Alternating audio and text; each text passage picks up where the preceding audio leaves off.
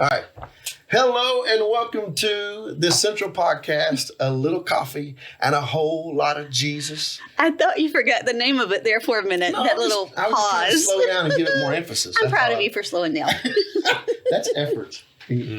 Not a whole lot of comment. You know a lot about the history of the effort of slowing down, me slowing down. Okay, we won't dig too deep into that right now. Instead, we will say, you know who I am, Pastor Michael, my wife, Pastor Annette, to my right. To my left is an amazing man, a friend, a mentor. Come on. Phenomenal wordsmith of the word. But actually, it's Pastor Brett Jones from Grace Church in Humble, Texas. He also is one of our pastoral council members here at Central Triad Church. And we actually use our pastoral council members. Oh, absolutely. We ask for help. We ask for correction. We ask for instruction. Sometimes the text is just H-E-L-P. That's not true. We're in the middle of something. Help me. Yeah. Right now. But you go back further than that for us. So you go, what'd you say the other day? My dad? Your dad preached for my dad in probably 1975. Maybe into 76. So you would have been 2 to 3 years old. Yeah, 2 to 3. So after Sunday service, I would have been 15, something like that. So after Sunday service, my dad took the Kellys out to eat. We were at a restaurant, and he was sitting in a high chair, and the service had gone long, I guess, because as he sat there after a while, he just kind of leaned his head back, and Pastor Michael had his mouth wide open. And he was snoring, he was just this little kid, beautiful. Oh, it was a day I was. Beautiful. It was a time. And Pastor Leroy Kelly reached over and got a lemon or a lime and started going, and squeeze it, and he'd get a drop of lemon just before his face, and then go right back to snoring. And he was our entertainment for probably 20 minutes. So I knew then he'd been show business or a preacher. I knew it had to be one of those. One of the two. So, yeah. And then years later, you performed our wedding. Yeah. You and my dad on 27 years ago. Yep. Are you feeling old yet? Yeah, I tied that knot tight. They say tie the knot. No slip knot. It was and I tell them all the time, if you won't pick at this knot, it'll last. There you go. So that's the truth. You got to do it right. You did a great job. We're still here. Absolutely. Still here. She's only tried to kill me twice. Hey, he did buy me the gun, though. So, yeah, that's right.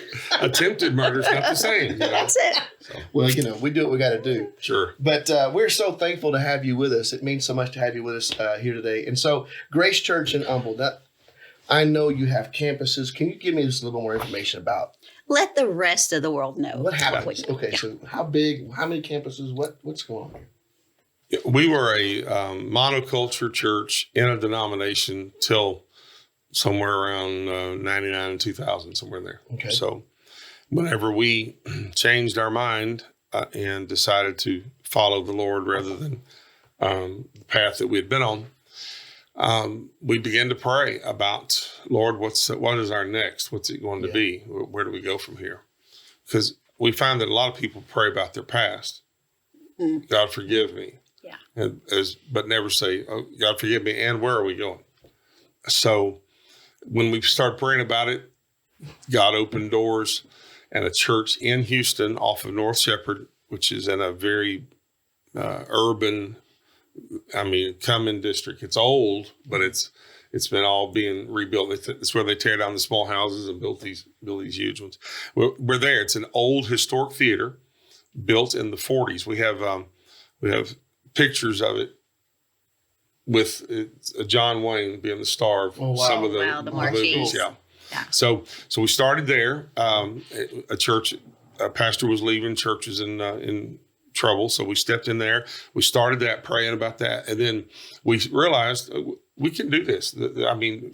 My brother pastors with me, so if he was at one, I'm at the other, so that works out good.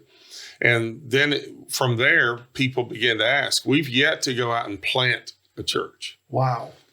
We've had these churches call and say, can we be a part of your church? Could we be a Grace Church? Would you just take us over and do that? So we didn't ever go anywhere and say, all right, this is where we're going, and we're going to build a church here. We still think we're going to do that. We have a spot picked out in our mind right now of where that next one needs to be. But so far, it's been Church in Crisis. Then Liberty, Texas, they called. It's about 40 miles out of Houston. Right.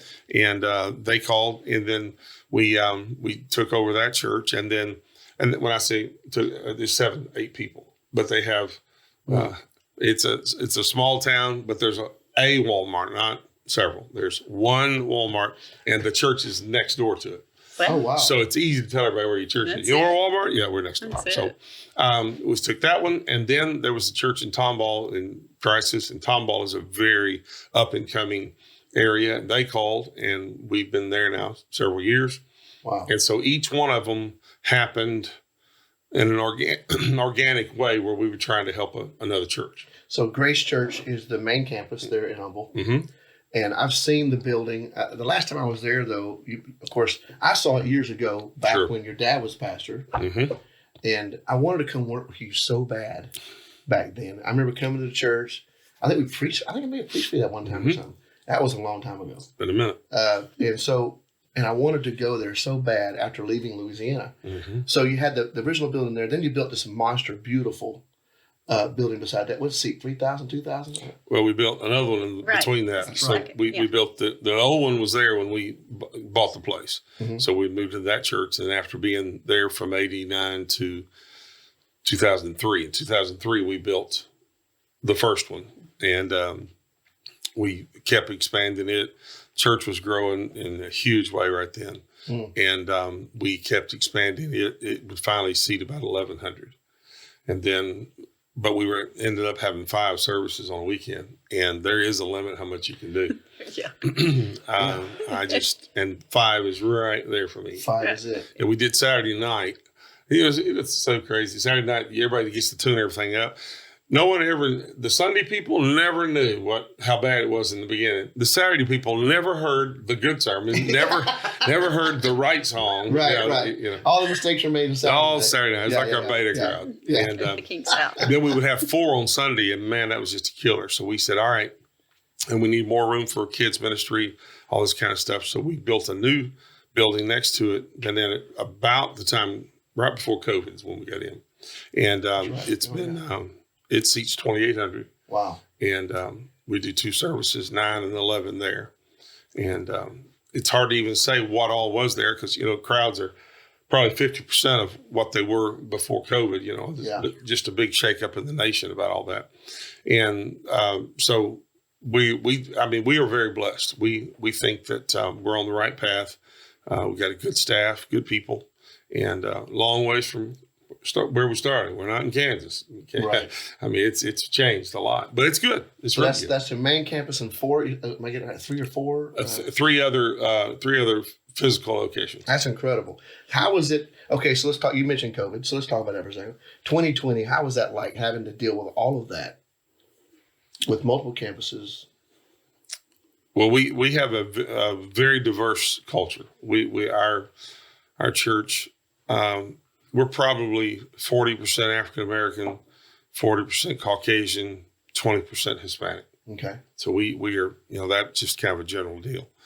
And whenever the things happened that marginalized so many African American people and that put them in the corner, it was tough for many of them because their friends were giving them a hard time about going to a church with a white pastor.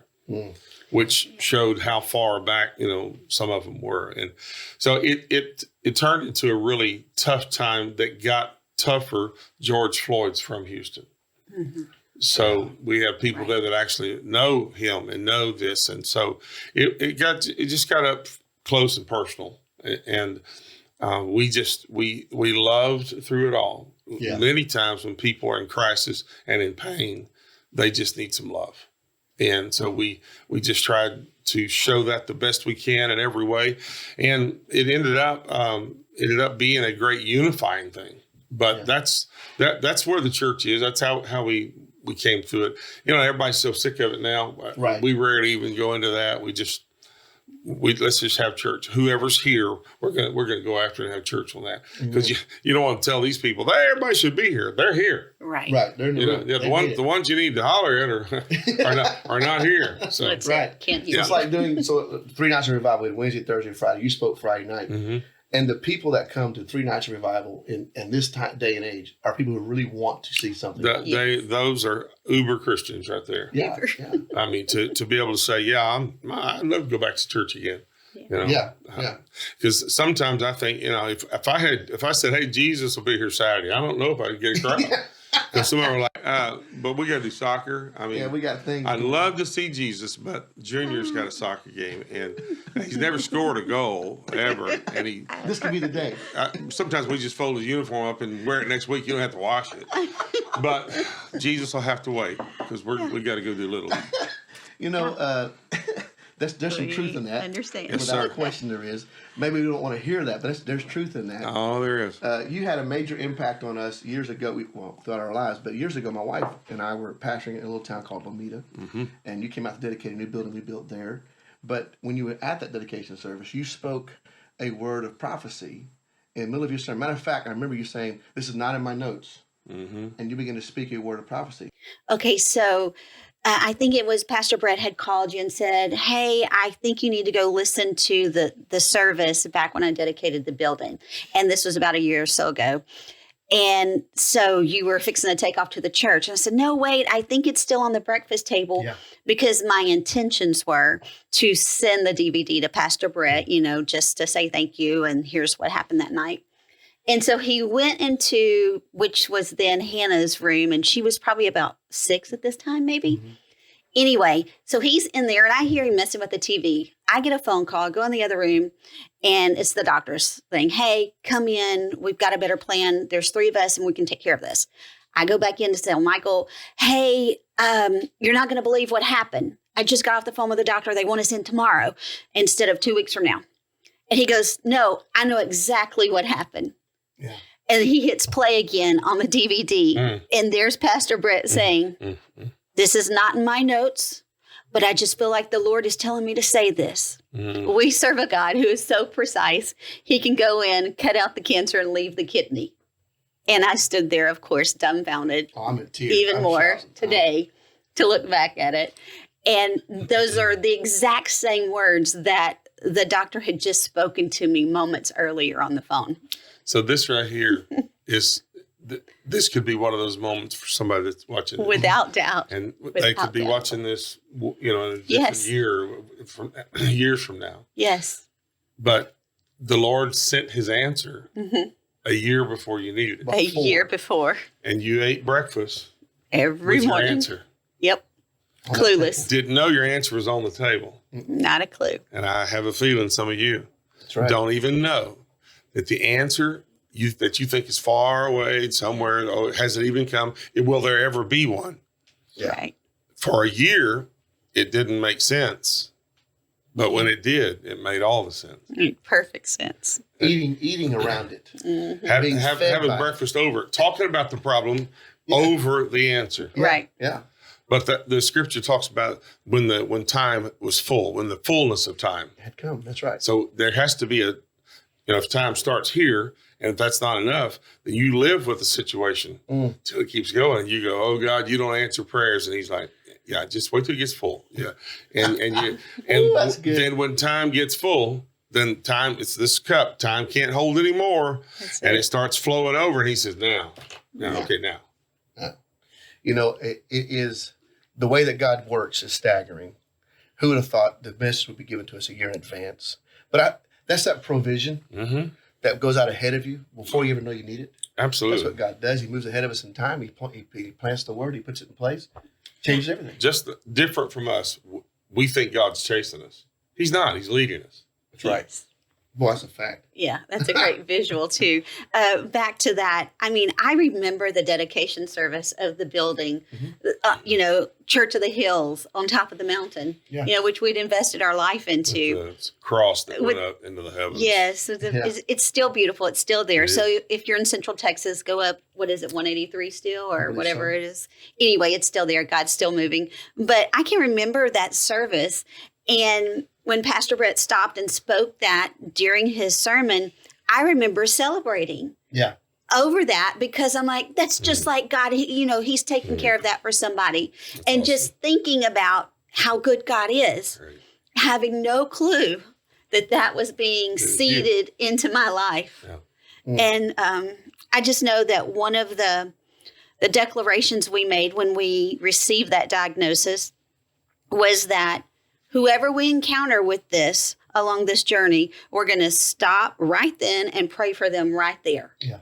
Because there are tons of people walking through the same situation that you are. And the enemy's great at convincing us, oh, you're the only one who's ever had to deal with this. If God really loved you. I mean, we had given everything we had trying to follow the Lord, thinking we were doing everything we could. And the whole time God's going, but wait a minute, I have something even better for you. I think when we feel that to someone and we say, Adam, I feel like I need to pray for you, then I always tell them, now write this down. Write down when this happened. Write down what. That's good. Because I want you later when something happens, you go, oh. Yeah. Okay, so, I mean, that's a woman expecting a child, right? Without doubt. None of us see that child. Mm-mm. He's alive and well. Yep. Right. The mother begins to feel him, and the daddy goes, really? And all of us from outside are going, really? That's great.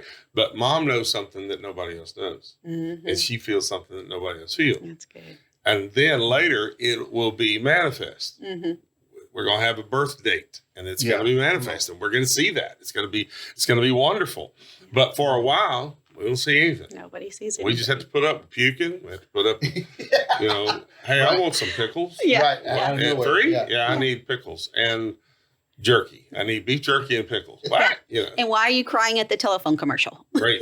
Yeah, absolutely. I had disliked pickles my entire life until she got pregnant. Now, all of a sudden, I'm lying in bed with her, feeding her pickles and eating the pickles. Oh, that's a sympathetic caregiver. Here, you eat one, I eat one. You eat one, I eat one. She wants to add salt to her pickles. It's a whole process. It's a process. And so then once the child was born, the pickles left me.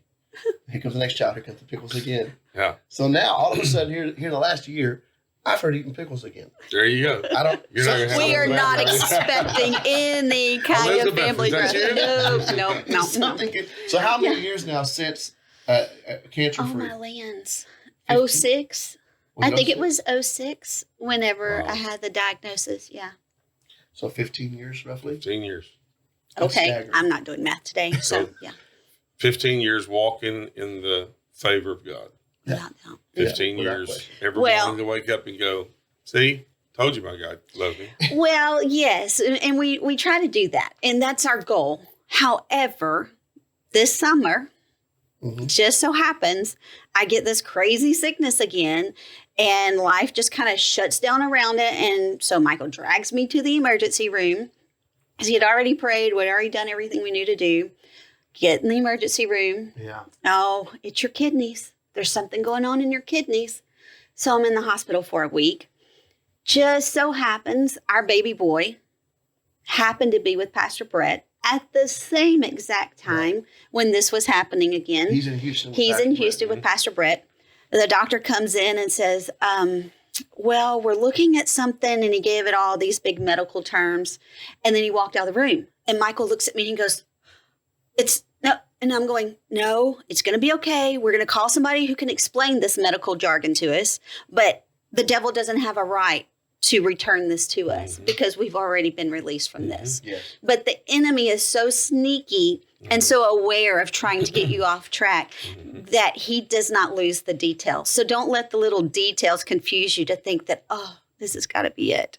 But no, the report was false. And we're cancer-free and tumor-free and doing well, and God is good. Amen. That's awesome. We're That is grateful. wonderful.